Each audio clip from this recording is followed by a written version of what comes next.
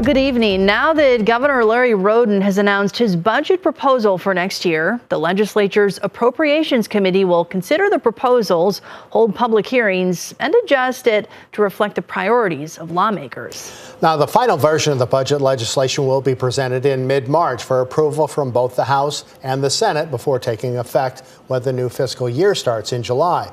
So now that the budget is in the hands of lawmakers, we wanted to hear from some of them directly. KELOLAND's Lauren Solich joins us now with that story. Following Governor Rhoden's budget proposal yesterday, I caught up with 4 lawmakers, 2 Republicans and 2 Democrats, to get their thoughts on the proposal and find out what they would have liked to hear from Rhoden in his address. Here are their thoughts.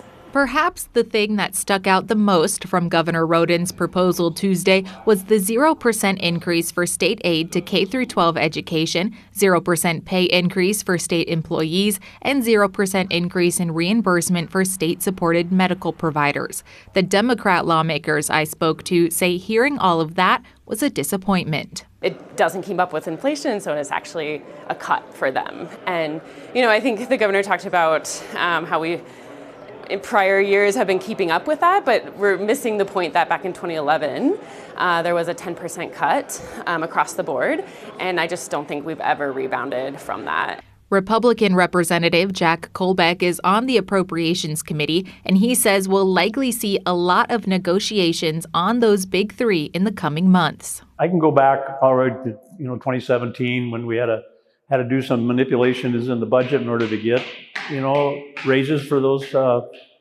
pay increases for the big 3. You'll see that happening. I'm not saying they'll get one, but you'll see negotiations as we move forward. Lawmakers on both sides of the aisle did find some positives in Rhoden's budget address when it comes to investments in things like the National Guard and tech colleges. However, there were some things left out that they wish Rhoden would have talked about as well. For Republican Senator Tom Pischke, that's property taxes. When I look at my property taxes from 2015 to 2020, my property taxes went up 10%, and I live in Minnehaha County. From 2020 to 2025, my property taxes went up 40%. Now, I can tell you firsthand that my income did not stay up with that rate of inflation. So they really need to do something for property taxes, specifically for owner-occupied property taxes in the state of South Dakota.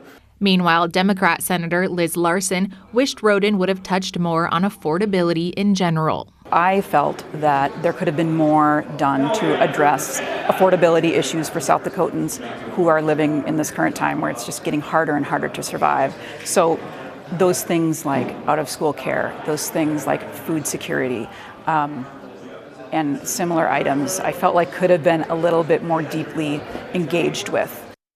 Now, on the topic of property taxes, Rhoden did say in his address he has a targeted plan to address them, which he'll share specifics on during his State of the State address in January. For a detailed breakdown of yesterday's budget proposal, visit KELOLAND.com for in-depth stories from Ray Yost and Bob Mercer.